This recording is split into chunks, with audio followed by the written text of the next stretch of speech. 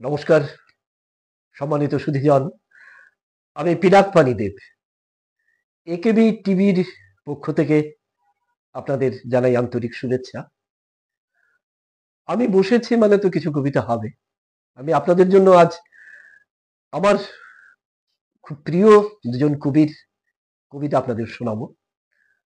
একজন রাজ্যের বরিষ্ঠ কবি, আমাদের রাজ্যের গর্ব, কবি পীযূষ রাউতের একখানা কবিতার নাম। তারপর থাকবে সুবোধ সরকারের একটি কবিতা ঘুষ। শুরু করি কবি পীযূষ রাউতের কবিতা নাম। চোখের সম্মুখে এই যে নদী, ধীর লয়ে বয়ে চলা কল্লোলিনী নদী, কখনো বানভাসী জলে দুঃখ ছড়ায়, কখনো শস্যভূমি উপহার দেয়। তার জলে, তার পাড়ে, তার ঘূর্ণি স্রোতে কোন নাম তার লেখা জোখা আছে।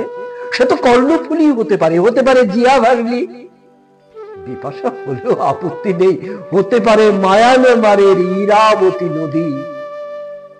নামে কি আসে যায়? নদী, সে তো নদী। সম্মুখে তোমার এই যে অত্যুচ্চ পর্বত, শীর্ষ চূড়ায় সম্রাটের দুধ সাদা পবিত্র মুকুট, রডোড্রেনড্রনে সাজানো শরীর, অথবা ঢেউ তুলে নেমে যাওয়া অথই সবুজ।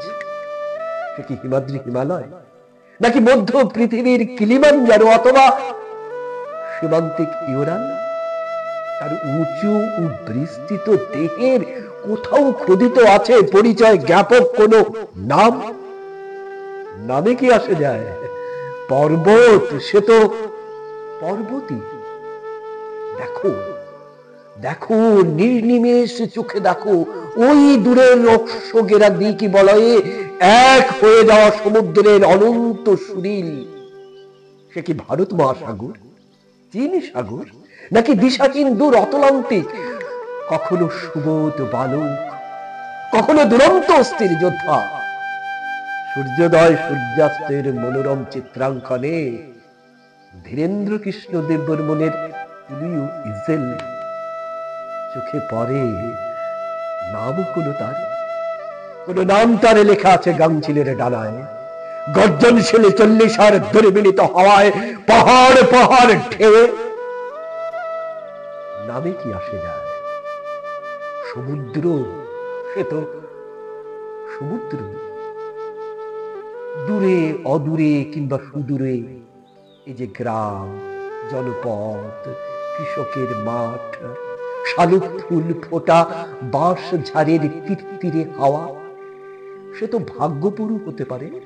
ভিন দৃশ্যপটে ব্রাজিল অরণ্যের কোন গ্রাম, অথবা অথবা সুঘন উত্তাপে দূর মরু শহরের নিঃশ্বাস ছোঁয়া দূরত্বে অচেনা কোন জনপদ। নামে কি আসে যায়? জনপদ, সে তো জনপদই। আমাদের সম্মুখে এই যে একটা মানুষ, যার গায়ের রং আগুনে পোড়া ইটের মতো তামাটেও হতে পারে, হতে পারে তেল কুচকুচে কালো। সে কোন ভাষায় কথা বলে, গান গায়, বিলাপ করে? সে কি ককবরক? তেলুগু কোনো আপত্তি নেই, অথবা অথবা মেরু উত্তরের গৌণ কোন আঞ্চলিক ভাষা। নামে কি আসে যায়? মানুষ, সে তো মানুষই।